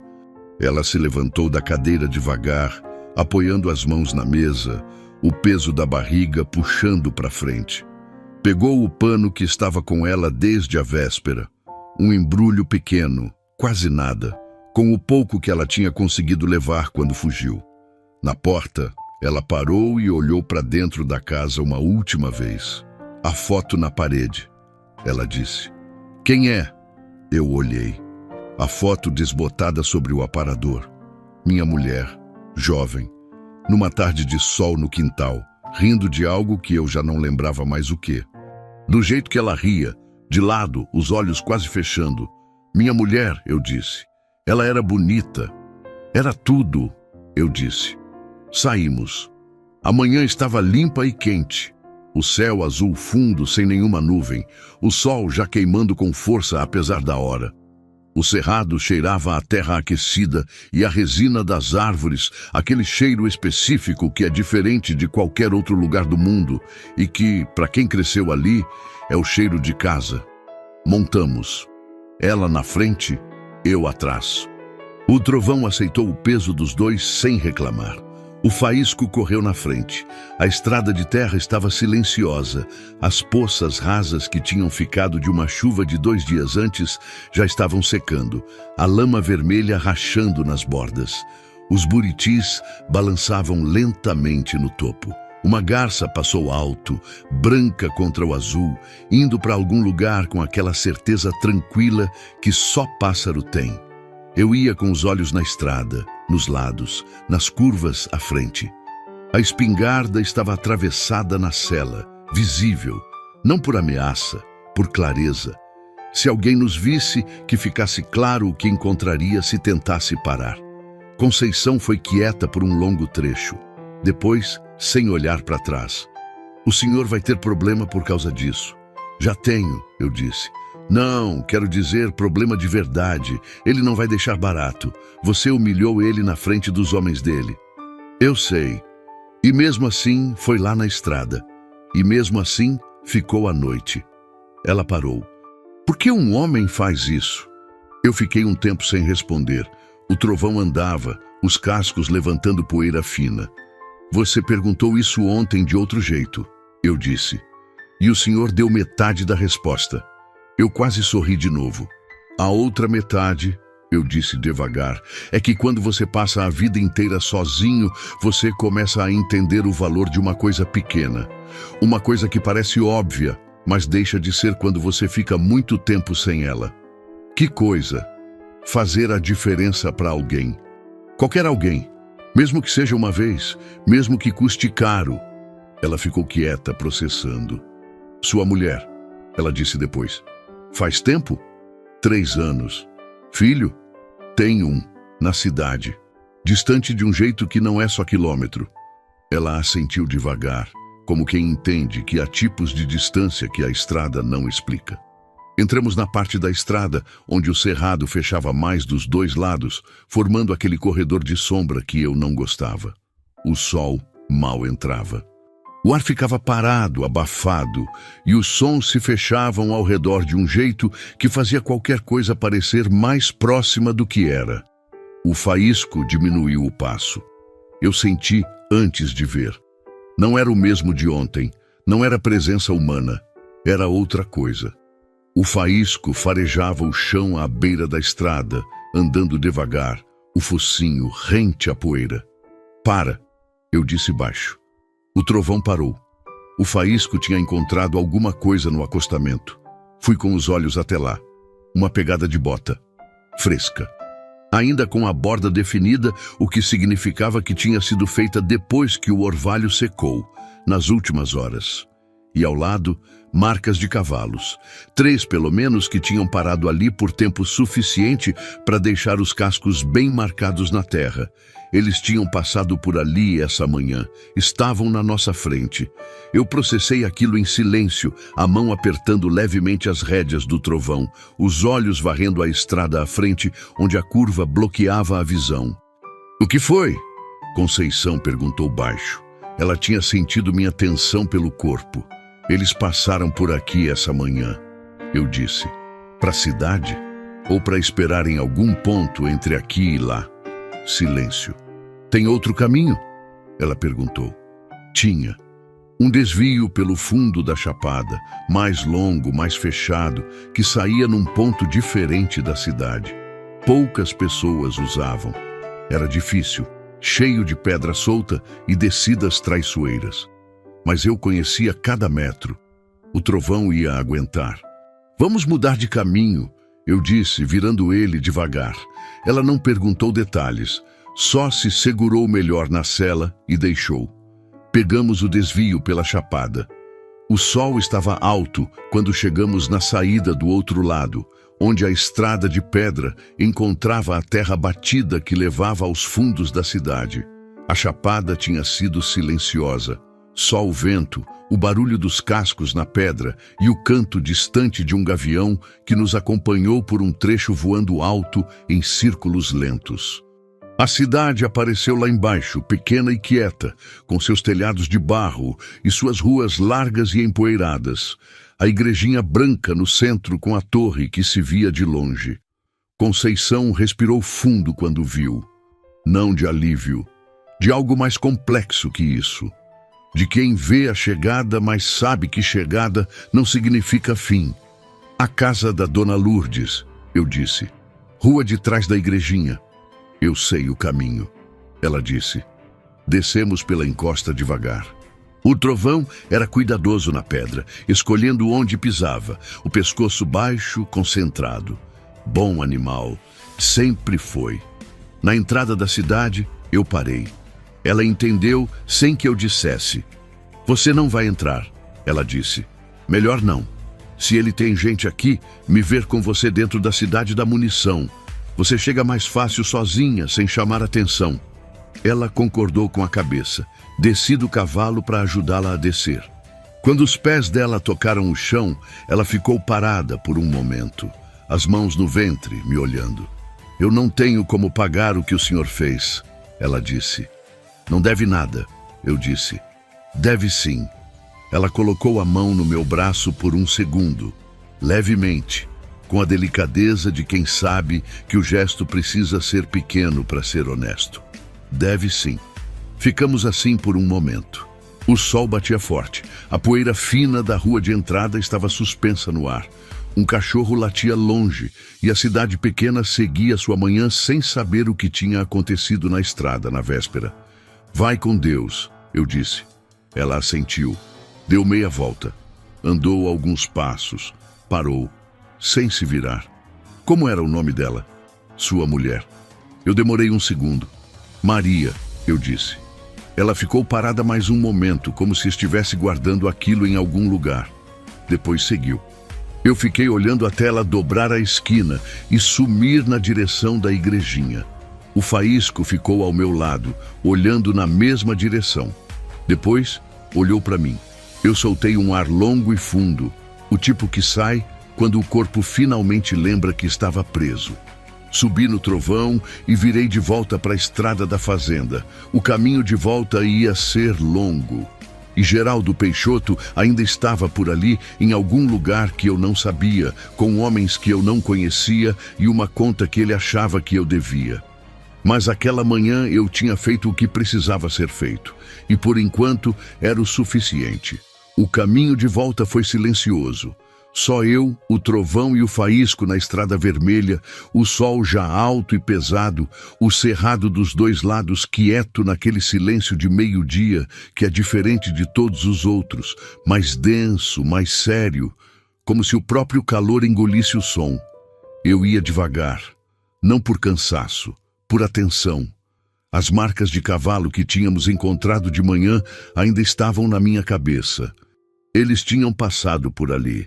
Podiam estar em qualquer ponto da volta, podiam estar na fazenda esperando, podiam estar em lugar nenhum. Às vezes, homem assim recua, reorganiza, espera o momento em que você baixa a guarda. Esse era o pior cenário. Não o confronto, a espera. O faísco corria na frente sem tensão aparente, o que me dava algum conforto. Ele sentia antes de mim. Se houvesse alguém na estrada, eu saberia pelo cachorro primeiro. Passei pela curva dos Buritis, o lugar onde tudo tinha começado na véspera. A tarde anterior parecia mais distante do que 24 horas. Parecia coisa de outro tempo. Olhei o acostamento onde ela tinha caído de joelhos. A marca ainda estava lá. 2 buracos na terra seca onde os joelhos dela tinham batido. E ao lado, a impressão apagada de mãos abertas, tentando se segurar. Fiquei olhando por um momento. Depois segui. A fazenda apareceu no fim da estrada igual a sempre. Quieta, baixa, com a mangueira da minha mulher balançando levemente no quintal. Nada fora do lugar. O trovão entrou no terreiro com o passo tranquilo de quem chegou em casa. Desci, desencilhei, dei água e comida para o cavalo. Fui até a casa. Abri a porta. O lampião que eu tinha apagado na hora do perigo ainda estava no mesmo lugar. A caneca de Conceição ainda estava na mesa, com o fundo de chá ressecado. A cadeira que eu tinha puxado para a janela ainda estava virada de frente para a rua. Fiquei parado no meio da sala por um momento. A casa estava vazia do jeito que sempre esteve, mas agora o vazio tinha um formato diferente. Tinha a forma de uma mulher sentada à mesa, segurando uma caneca com as 2 mãos. Tinha a forma de uma luz de lampião no rosto de alguém com medo. Tinha a forma de uma pergunta feita no escuro. Como era o nome dela? Maria. Fui até a foto no aparador. Fiquei olhando para ela por um tempo. Aquele sorriso de lado, os olhos quase fechando, a luz do quintal batendo de canto. Ela tinha uns 30 anos nessa foto. Eu tinha tirado sem ela perceber, com aquela câmera velha que a gente tinha ganhado de presente de casamento e que sumiu não sei quando. Fiz a coisa certa, eu disse para ela. Não em voz alta, só nos lábios. A foto não respondeu, mas o silêncio que veio depois era diferente dos outros silêncios daquela casa. Era um silêncio que pesava menos. Fui até o fogão, acendi, coloquei feijão para cozinhar, sentei na varanda enquanto esperava, o faísco deitado no meu pé, o cerrado lá na frente enorme e quieto sob o sol do meio-dia. Pensei em Geraldo Peixoto. Ele ia voltar. Disso eu não tinha dúvida. Homem com orgulho ferido e poder de sobra sempre volta. A questão era quando e de que forma, e se eu ia ter como me preparar. Pensei nas minhas opções. Eram poucas e nenhuma era boa. Eu podia ir à cidade, mas o delegado era dele. Podia procurar alguém acima do delegado, mas isso levava tempo que eu podia não ter. Podia simplesmente esperar e ver o que acontecia, ou podia fazer o que o homem do campo aprende a fazer quando não tem mais nada a perder e não tem mais ninguém para proteger além de si mesmo. Ficar e estar pronto. O feijão começou a chiar na panela. Eu entrei, mexi, baixei o fogo. E foi nesse momento que o faísco latiu lá fora. Um latido diferente. Não o ronco de perigo. O latido agitado de quando alguém conhecido chegava. Fui até a varanda. Na entrada do terreiro, um cavalo baio parou. E em cima dele, um homem que eu reconheci depois de um segundo. Seu Benedito, vizinho mais próximo, que morava uns 6 quilômetros adiante e que vez ou outra aparecia para trocar semente ou tomar um café. Mas o rosto dele não era de visita de rotina, era de recado. Ele desceu do cavalo sem ser convidado, amarrou o animal no mourão e veio até a varanda com o chapéu na mão e uma expressão que eu nunca tinha visto nele antes. Antônio, ele disse. Benedito, entra. Ele entrou. Sentou na cadeira que eu indiquei. Recusou o café com um gesto da mão. o que por si só já dizia que a conversa era séria, porque Benedito nunca recusava café. Eu soube o que aconteceu, ele disse. Todo mundo soube. Eu fiquei quieto. O Geraldo está na cidade. Falando com gente. Ele pausou, escolhendo as palavras. Ele não está com raiva, Antônio. Esse é o problema. Homem com raiva age no calor. Homem frio age na hora certa. Eu sei disso. Ele tem 2 filhos na cidade. Um trabalha no cartório. Benedito olhou para o chão. Disseram que ele vai entrar com processo de invasão de propriedade, que você interferiu num acordo de dívida legítimo. Eu soltei um ar. Acordo, eu repeti. É o que ele chama. Benedito levantou os olhos. Mas isso é o caminho legal. O caminho que preocupa não é esse. Qual é? Benedito ficou em silêncio por um momento. Lá fora, o vento passou no cerrado, balançando a mangueira. Disseram que essa noite ele vai mandar gente diferente, não os peões de sempre. Ele parou. Gente de fora. O estômago gelou. Gente de fora significava gente sem vínculo local, sem rosto conhecido, sem medo de consequência. Quantos? Eu perguntei. Não sei. Benedito colocou o chapéu de volta. Se levantou. Eu não vim te dizer o que fazer, Antônio. Só vim porque você merecia saber. Ficou de pé, me olhando com aquela expressão de homem que cumpriu o que tinha que cumprir e agora vai embora deixar o outro com o peso. Obrigado, eu disse. Ele assentiu. Foi até o cavalo, montou e sumiu pela estrada sem olhar para trás. Eu fiquei na varanda. O cerrado estava lindo naquele fim de tarde. As cores começando a mudar, o amarelo voltando, os pássaros se movimentando nos galhos antes de pousar para o sono. Lindo e completamente indiferente ao que estava por vir. Entrei, desliguei o feijão, fui até o galpão e fiquei olhando para as minhas coisas por um tempo. A espingarda, o facão, uma corda comprida, algumas ferramentas. Pouco, mas o cerrado à noite é diferente de um terreiro aberto. Quem conhece o mato tem vantagem sobre quem não conhece. E eu conhecia aquele pedaço de terra melhor do que conhecia qualquer outra coisa no mundo. Voltei para casa, sentei à mesa e comecei a pensar. Eu passei a tarde toda pensando, não do jeito ansioso de quem não encontra saída, do jeito quieto de quem já aceitou o tamanho do problema e agora está procurando, com calma, o único fio que pode puxar. Sentei à mesa, tomei o feijão simples que tinha feito, comi devagar e deixei a cabeça trabalhar enquanto o sol descia lá fora e o cerrado ia mudando de cor pela última vez naquele dia. Gente de fora. Essa era a variável nova. Peão local tem limite. Tem família na região, tem nome, tem medo de consequência que fica. Gente trazida de longe não tem nada disso. Age sem amarras e age diferente. Não vem para assustar, não vem para negociar, vem para resolver. Eu sabia que ficar dentro de casa era o pior lugar possível. Casa é armadilha quando você está em desvantagem numérica. Paredes de adobe não param bala. Portas de madeira velha não seguram um homem determinado. E janelas dão visão de dentro para fora, mas também de fora para dentro. O cerrado era outra coisa. No cerrado eu conhecia cada vereda, cada baixada, cada ponto onde o mato fechava e onde abria. Sabia onde o chão era firme e onde afundava. Sabia onde a visão alcançava longe e onde 15 metros de distância já eram invisibilidade total. Tinha passado 46 anos andando naquele pedaço de terra. Primeiro com meu pai, quando era menino, depois sozinho, depois com minha mulher nos primeiros anos e depois sozinho de novo. Era meu. De um jeito que escritura nenhuma descreve. Me levantei, lavei o prato e comecei a me preparar. Peguei a espingarda, limpei os 2 canos com um pano seco, recarreguei.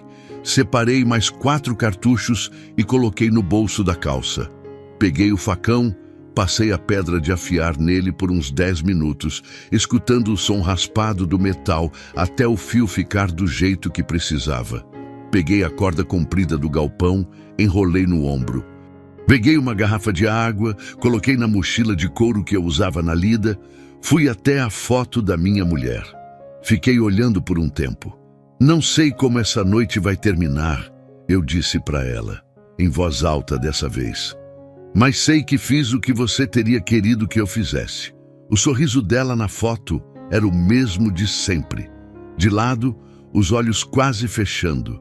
Aquele sorriso que ela tinha quando estava genuinamente feliz, sem esforço, sem pose. Era uma tarde de sol no quintal e ela não sabia que eu estava tirando a foto. E por isso saiu assim, real, inteira, verdadeira.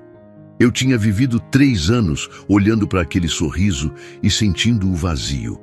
Naquela noite, pela primeira vez em muito tempo, olhei para ele e senti outra coisa.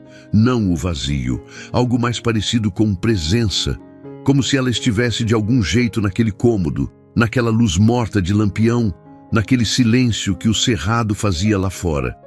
Cuida de mim, eu disse. Saí. A noite estava chegando rápido. O céu no poente ainda guardava uma faixa alaranjada fina, mas o leste já era roxo escuro, e as primeiras estrelas apareciam tímidas sobre o cerrado. O ar tinha esfriado um pouco. Não muito, nunca muito naquela época do ano, mas o suficiente para sentir a diferença na pele depois do calor do dia. Fechei a casa. Não tranquei. Não tinha sentido trancar. A porta não ia segurar nada. Só fechei, como quem fecha uma coisa que pode não encontrar do mesmo jeito quando voltar. Levei o trovão para o fundo do cercado e abri o portão de lá, deixando ele solto no pasto de baixo. Se a noite ficasse feia, eu não queria ele preso num cercado pequeno, sem saída. Ele me olhou com aqueles olhos grandes e escuros quando eu tirei o cabresto como se soubesse. Vai, eu disse. Fica no fundo. Ele ficou parado por um momento. Depois virou e caminhou devagar para o pasto, sumindo no escuro. O faísco estava do meu lado. Você fica aqui, eu disse para ele. Ele me olhou. Fica, eu repeti, firme. Ele se sentou, mas os olhos não saíram de mim enquanto eu me afastava. Entrei no cerrado pelo fundo do quintal, passando por baixo da mangueira da minha mulher, que estava carregada de frutos pequenos, ainda verdes. A sombra dela no chão era larga e torta à luz das primeiras estrelas. Passei por baixo, senti o cheiro das folhas, aquele cheiro adocicado e verde que ela tinha o ano todo, e continuei. O mato me engoliu em 30 passos. Dentro do cerrado à noite é uma experiência que não tem tradução para quem não viveu. É escuro de um jeito que a cidade não conhece. Não o escuro relativo de rua sem poste, mas o escuro absoluto de copa fechada sem lua. Você vê as mãos se você as colocar na frente do rosto. Você não vê mais nada, mas ouve tudo. O grilo em camadas, próximo e distante ao mesmo tempo. O sapo que chama do brejo lá embaixo, o barulho seco de uma folha caindo, o vento passando alto nas copas, mas não chegando até o chão, o estalo de um galho seco que some sem explicação no escuro a 10 metros de distância, e você para e espera, e é só o cerrado respirando. Eu me posicionei num ponto que eu já tinha escolhido na cabeça durante a tarde. Um barranco baixo coberto de moita que ficava a uns 40 metros da casa, com visão aberta para o terreiro da frente e para o acostamento onde a estrada chegava. Ali eu enxergava sem ser visto, ouvia sem ser ouvido e tinha o mato denso para trás, caso precisasse recuar. Me abaixei na moita, coloquei a espingarda no chão ao lado. Fiquei quieto e esperei. Eles chegaram por volta das 10 da noite. Sem barulho de carroça dessa vez, sem cavalos. Vieram a pé pela estrada, o que confirmava o que Benedito tinha dito. Gente diferente, gente que sabia o que estava fazendo. Cavalos fazem barulho. Passos na terra seca também fazem, mas muito menos. E se você sabe onde pisar, faz quase nada. Eu os ouvi antes de vê-los, não o som deles em si. O som do que eles perturbavam. Os grilos que paravam de cantar no ponto por onde passavam, como uma onda de silêncio que se movia na minha direção. Contei pelo silêncio, 4 pontos diferentes. 4 interrupções no canto dos grilos, espaçadas, vindo de ângulos diferentes. Eles tinham se espalhado antes de chegar perto. Um pelo lado direito da estrada, um pelo esquerdo, um direto pela frente e um, o que mais me preocupou, pelo fundo na direção do quintal. Conheciam o serviço. Eu fiquei absolutamente imóvel. A respiração saía lenta pelo nariz, devagar, controlada. O coração batia forte, mas regular. Não acelerado de pânico, apenas acelerado de presença, de estar completamente vivo naquele momento de um jeito que a rotina nunca permite. O que veio pela frente chegou perto o suficiente para eu ver a silhueta quando atravessou o terreiro iluminado pelas estrelas. Alto, largo, chapéu baixo. Parou na porta da casa, testou a maçaneta, empurrou. A porta abriu, entrou. O segundo veio pela lateral. Parou perto do galpão, olhando ao redor, com aquela postura de quem está cobrindo o espaço, enquanto o outro trabalha dentro. O terceiro estava na beira da estrada, mais recuado, vigia. O quarto eu não via, estava nos fundos. Fiquei quieto. Deixei o primeiro sair de dentro da casa. Ele saiu depois de uns 2 minutos, e mesmo a essa distância, eu via na postura dele que tinha encontrado a casa vazia. Ele fez um gesto para os outros. Então veio a voz. Geraldo Peixoto saiu da escuridão da estrada como se tivesse estado ali o tempo todo, o que talvez tivesse. Entrou no terreiro devagar, as mãos para os lados, o chapéu de sempre, a calma de sempre. Antônio, ele chamou. A voz ecoou no terreiro vazio. Eu sei que você está por aí. Fiquei quieto. Você é um homem de juízo. Ele continuou, andando devagar pelo terreiro, os olhos varrendo as bordas. Sempre foi. Eu perguntei sobre você na cidade. Sei quem você é. Sei que perdeu sua mulher. Sei que seu filho foi embora. Sei que você carrega esse pedaço de terra sozinho faz anos. Ele parou no meio do terreiro.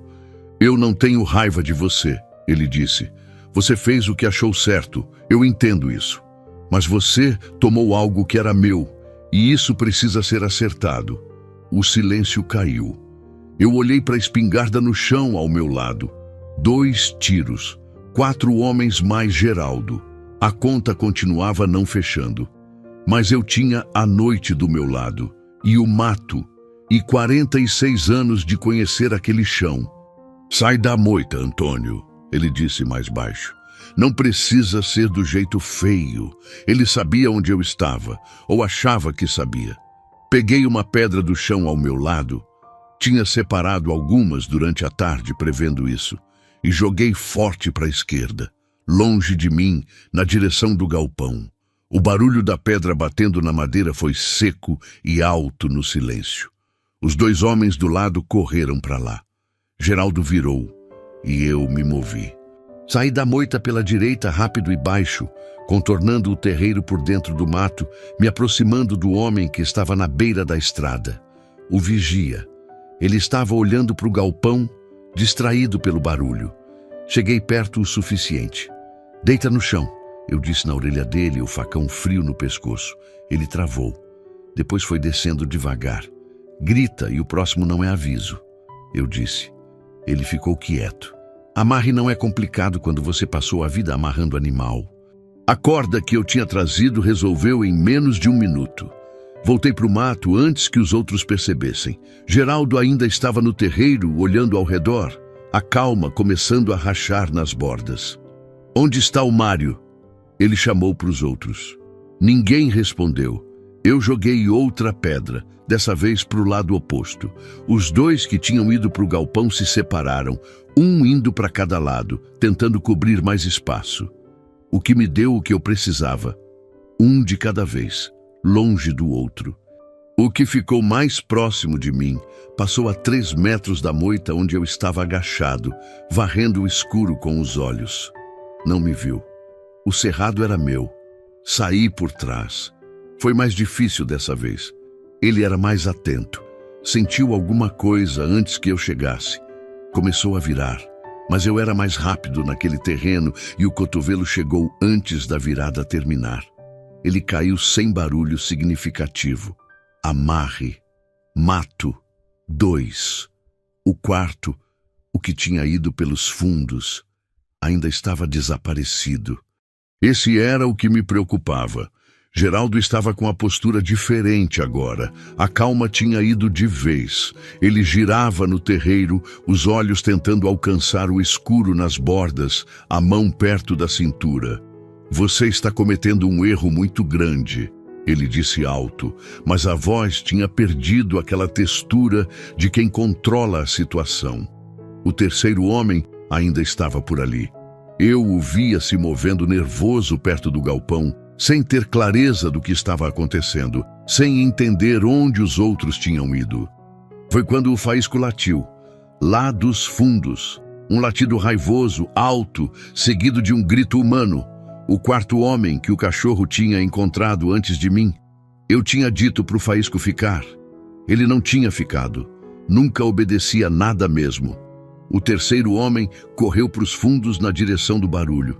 Geraldo ficou sozinho no terreiro. Eu saí do mato. Entrei no terreiro pela lateral, a espingarda na mão, a voz saindo firme e seca no silêncio da noite. Geraldo, ele virou, me viu, viu a espingarda. Ficamos parados, os dois, no meio daquele terreiro iluminado só pelas estrelas, a casa escura atrás de mim e o cerrado escuro atrás dele, o vento passando entre nós, carregando o cheiro de terra seca e folha quente. Aquele segundo durou muito. Eu vi o cálculo no rosto dele, vi ele procurar a saída, procurar a vantagem, procurar o ângulo. Era o que homem assim sempre fazia. Nunca parava de calcular, nunca parava de procurar como virar a mesa. Mas não tinha como virar dessa vez. Acabou, eu disse. Ele me olhou, ainda com aquela dureza nos olhos. Mas debaixo da dureza havia alguma coisa que eu não esperava encontrar. Não era medo, era algo mais parecido com cansaço. O cansaço de um homem que passou a vida inteira forçando o mundo a dobrar na sua direção. E que pela primeira vez em muito tempo encontrou algo que não dobrou. Você não vai atirar, ele disse. Não quero, eu disse, mas vou se precisar. A diferença entre as duas coisas era tudo.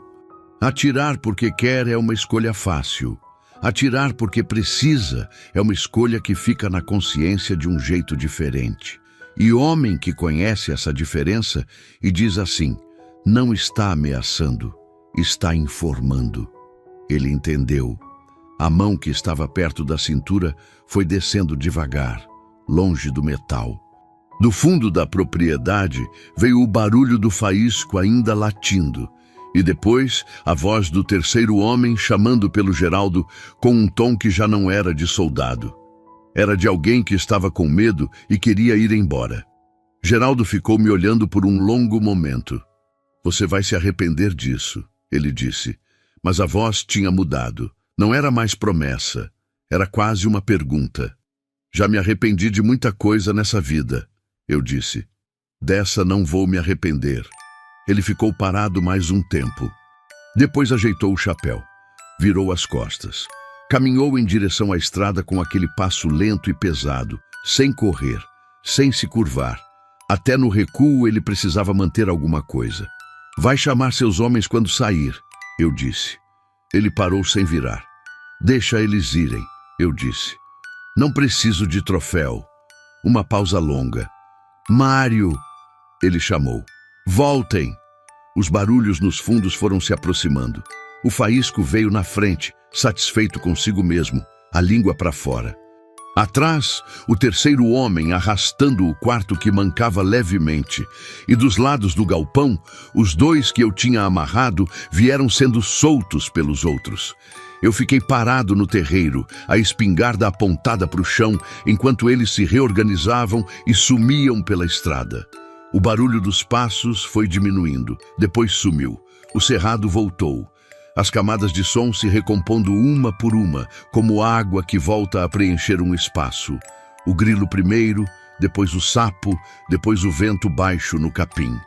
Eu fiquei parado no terreiro por um longo tempo, sozinho, a espingarda ao lado do corpo, o céu cheio de estrelas acima, a mangueira da minha mulher balançando levemente no quintal. O faísco se sentou ao meu lado e ficou olhando o mesmo que eu olhava. O escuro da estrada onde eles tinham sumido. Não dormi naquela noite, não por medo, por alguma outra coisa que eu não soube nomear direito.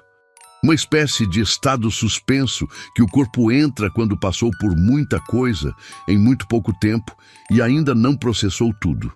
Fiquei na varanda até o amanhecer, o faísco no meu pé, olhando o cerrado ir clareando devagar. E pensei em Geraldo Peixoto, que ia acordar no dia seguinte e ia ter que decidir se o custo de continuar era menor do que o de parar. Não tinha certeza do que ele ia escolher, mas sabia que a conta tinha mudado. E contas que mudam, às vezes, mudam de vez. Pensei no delegado que era amigo dele e nos filhos que trabalhavam no cartório e em como o poder naquele tipo de lugar funciona em camadas que não se desfazem numa noite. Sabia que isso não tinha terminado de um jeito limpo e arrumado. A vida não funciona assim. Ia ter consequência, ia ter briga legal talvez, ia ter pressão de algum tipo, mas também sabia de outra coisa. Conceição estava em segurança por aquela noite. Estava com a dona Lourdes, numa casa verde com portão branco, longe da estrada. E o filho que ela carregava, aquele menino ou menina que chegava em 8 meses de mundo e ainda não sabia nada sobre dívidas e sobre homens como Geraldo Peixoto. Esse filho ia nascer. Isso não resolvia tudo, mas era real, era concreto, era a única coisa que de fato importava. O sol começou a aparecer no horizonte, avermelhado e enorme. Eu me levantei da cadeira da varanda, espreguicei os ossos que protestaram do jeito que protestam quando você tem a idade que eu tenho e passa a noite sentado, e fui até o quintal. Parei embaixo da mangueira. As mangas pequenas e verdes balançavam lentamente nos galhos, pesadas, cheias de uma promessa que elas iam cumprir independente de qualquer coisa. Porque mangueira não sabe o que é desistir, não sabe o que é medo, não sabe o que é perda. Só sabe dar fruto na hora certa, ano após ano, com ou sem quem plante e cuide, com ou sem quem espere. Minha mulher tinha plantado aquela árvore no primeiro ano que a gente chegou na fazenda. Pequena, num saquinho de plástico preto, uma muda magra que não parecia que ia vingar. Ela tinha cavado o buraco, colocado a muda, batido a terra com as mãos e regado com uma lata velha. Essa árvore vai me sobreviver, ela tinha dito naquele dia, com aquele sorriso de lado. Ela sobreviveu à minha mulher. Já tinha sobrevivido 3 anos sem ela, e ia continuar temporada após temporada, com ou sem mim. Coloquei a mão no tronco. A casca estava áspera, quente, real sob a palma. O tipo de coisa que existe de um jeito que não pede permissão, que não negocia, que simplesmente é. Fiquei assim por um momento. E algo que eu carregava há muitos anos. Algo que tinha o formato específico de uma estrada, que eu tinha seguido em frente quando não devia. E de um corpo encontrado dias depois. E de uma culpa que nunca foi embora de vez. Aquilo se mexeu dentro de mim de um jeito diferente. Não desapareceu, essas coisas não desaparecem, mas ficou diferente, mais leve. Como quando você carrega uma pedra por tanto tempo que já nem sente mais o peso. E de repente, alguém te ajuda a pousar ela no chão por um momento, e você sente a diferença nos ombros, e entende que o peso estava lá o tempo todo, mesmo que você tivesse esquecido. Tirei a mão do tronco, voltei para a varanda, peguei o balde, fui até o poço, tirei água, fui regar a mangueira. Não porque ela precisava. Estava chuvosa a semana anterior, a terra ainda estava com umidade suficiente. Mas porque era o que minha mulher fazia toda manhã, independente de ter chovido ou não. Era um ritual, não uma necessidade. Uma forma de dizer bom dia a alguma coisa que continuava viva. Despejei a água devagar no pé da árvore, vendo ela escurecer a terra seca da superfície. O faísco veio farejar a água molhada, sempre fazia isso. Lá dentro, o feijão que eu tinha deixado de ontem ia precisar ser requentado. O trovão ia precisar ser buscado no pasto e trazido de volta. A cerca do lado norte ia precisar de atenção desde a semana passada. A vida da fazenda continuava, com todas as suas exigências pequenas e constantes, indiferente ao que tinha acontecido. E era isso também, eu compreendi naquela manhã. Era exatamente isso. A vida que continua não é crueldade, é estrutura. É o que te dá de volta o chão embaixo dos pés depois que a terra treme. Você acorda, você faz café, você cuida do animal, você conserta a cerca. E nesse fazer simples e repetido, você vai voltando. Não para o que era antes, nunca para o que era antes, mas para algum lugar que ainda é seu. 3 dias depois, recebi uma mensagem por intermédio do seu Benedito. Vinha da cidade. Não era de Geraldo, era da dona Lourdes. Dizia que Conceição estava bem. Que a parteira tinha acionado uma assistente social que trabalhava num programa do Estado. E que havia uma rede maior do que se esperava disposta a ajudar. Um padre que conhecia um promotor da comarca vizinha, um promotor que não era amigo de Geraldo e que tinha interesse em justamente esse tipo de caso. Dizia também que Geraldo Peixoto tinha ido embora para Goiânia por tempo indeterminado. Negócios, disseram. Mas negócios que coincidiam exatamente com a chegada de um promotor na cidade, fazendo perguntas sobre dívidas e acordos forçados. Homem assim não foge, mas às vezes recalcula. Às vezes o custo fica alto demais e o orgulho cede para o instinto de preservação. Por enquanto ele tinha recuado. Eu dobrei o papel, guardei no bolso e fui terminar de consertar a cerca do lado norte. Mais 2 semanas se passaram. Numa tarde comum, de sol alto e vento fraco, o faísco latiu na porteira. Levantei a cabeça da cerca que estava trabalhando e olhei.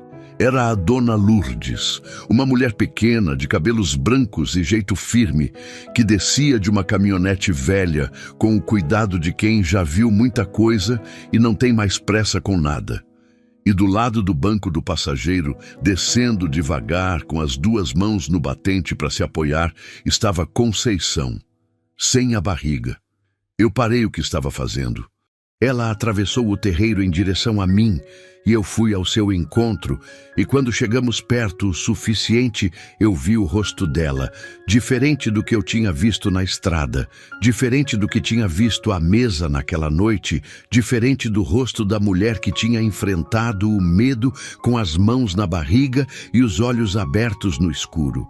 Era o rosto de alguém que tinha chegado do outro lado de alguma coisa muito grande, cansado, mas inteiro.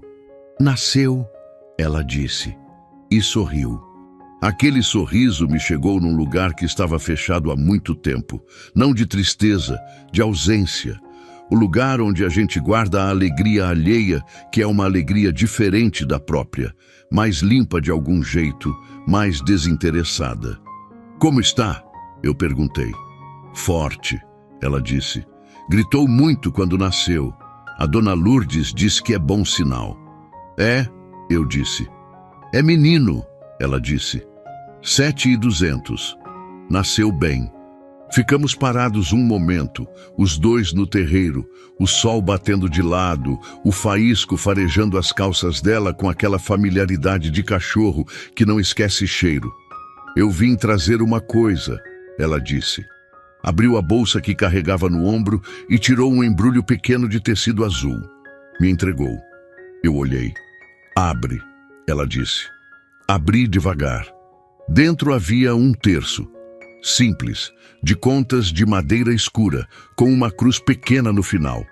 Exatamente igual ao que eu tinha pendurado na parede da minha cozinha, o da minha mulher, que eu nunca mais tinha rezado depois que ela foi embora, que ficava ali mais como presença do que como objeto de fé. Era da minha mãe, ela disse. É a coisa mais antiga que eu tenho. Eu queria que você ficasse com ele. Eu olhei para o terço nas minhas mãos. As contas de madeira estavam lisas do uso. do toque repetido de mãos que rezaram muito ao longo de muito tempo. Tinha aquele peso específico das coisas que carregam história. Não posso ficar com isso, eu disse. Pode sim, ela disse. Você ficou com a coisa mais importante que eu tinha. Ficou na frente dela quando não devia. Esse terço fica bem com você. Eu fiquei olhando para o objeto por um momento. Pensei na minha mulher, que tinha o dela pendurado na parede e que rezava todas as manhãs antes do sol nascer, em voz baixa, com aquela concentração específica de quem está conversando com algo muito maior do que o dia que está por vir. Eu tinha parado de rezar quando ela foi embora, não por raiva, por vazio, porque reza é conversa, e conversa precisa de dois lados, e eu tinha perdido o lado de dentro quando perdi ela. Fechei o terço na mão. Obrigado, eu disse. Ela assentiu. A dona Lourdes, que tinha ficado de longe olhando sem interferir, se aproximou então, com aquele jeito de quem administra o tempo das emoções, com a mesma competência com que administra um parto. Vamos ter que ir, ela disse para Conceição. Depois me olhou. O menino é saudável e ela está bem amparada, tem gente cuidando. Fico feliz, eu disse. O promotor quer conversar com o senhor, ela disse. Quando puder ir à cidade. Vou. Ela assentiu. Voltou para a caminhonete. Conceição ficou um momento mais. Olhou para casa, para a mangueira, para o cerrado lá atrás. Como vai chamar o menino? Eu perguntei. Ela me olhou. Ainda não sei o nome todo, ela disse devagar. Mas o segundo nome vai ser Antônio. Aquilo chegou sem aviso, sem preparação. Do jeito que as coisas verdadeiras chegam, simples, diretas, sem enfeite e por isso mesmo impossíveis de desviar. Eu não soube o que dizer. Ela não esperou que eu dissesse nada. Deu meia volta, atravessou o terreiro, subiu na caminhonete com a ajuda da dona Lourdes. E a caminhonete velha foi saindo devagar pela estrada de terra, levantando aquela nuvem baixa e vermelha de poeira que ficou suspensa no ar por um longo tempo depois que sumiu. Eu fiquei parado no terreiro. O faísco ficou do meu lado. Olhei para o terço na mão. As contas lisas, a cruz pequena, a madeira escura e quente do sol. Fui até a varanda. Sentei na cadeira de sempre. Abri a mão e fiquei olhando para o terço por um tempo, deixando o sol da tarde bater nele, vendo como a luz pegava nas contas de um jeito que parecia diferente a cada ângulo. Depois, devagar, sem decidir exatamente quando comecei, os dedos foram passando de conta em conta, e eu rezei. Não sei se estava certo, não sei se o jeito era o certo, se as palavras eram as certas, se o silêncio entre elas era o certo. Mas rezei do jeito que saiu, do lugar onde ficam as coisas que não têm mais como ser expressas de outro jeito, onde a palavra humana chega no limite e o que resta é só entrega. Rezei pela minha mulher. Rezei pelo filho que estava longe de um jeito que não era só quilômetro. Rezei por Conceição e pelo menino que ia se chamar Antônio como segundo nome e que não saberia por muito tempo o peso e a leveza que esse nome carregava. Rezei por mim, não pedindo nada específico, só colocando ali o que eu era com todas as falhas e com a coisa certa que eu tinha feito por fim e deixando aquilo ser o suficiente. O sol foi descendo, o cerrado foi mudando de cor. E lá embaixo, no pasto onde eu tinha deixado o trovão solto, ouvi os cascos dele se aproximando devagar, voltando por conta própria para perto da casa, como sempre fazia quando o dia chegava no fim. Eu me levantei, desci os degraus da varanda e fui ao encontro dele. Chegamos perto um do outro ali no meio do terreiro, o cavalo branco grande e quieto à minha frente. Os olhos escuros me olhando com aquela atenção calma que os cavalos bons têm. Coloquei a mão na testa dele. Ele baixou o pescoço levemente. Ficamos assim por um momento, o homem e o cavalo no terreiro, com o cerrado ao redor e o céu se enchendo de estrelas acima. Nenhuma palavra, nenhuma necessidade de palavra. Só a terra embaixo dos pés, o vento que voltava fresco com a noite chegando e a sensação pequena, resistente, teimosa como mangueira sem dono, de que alguma coisa em mim que estava fechada tinha aberto. Não de par em par, só uma fresta. Mas fresta deixa passar luz, e às vezes luz é tudo o que um homem precisa para voltar a enxergar o caminho.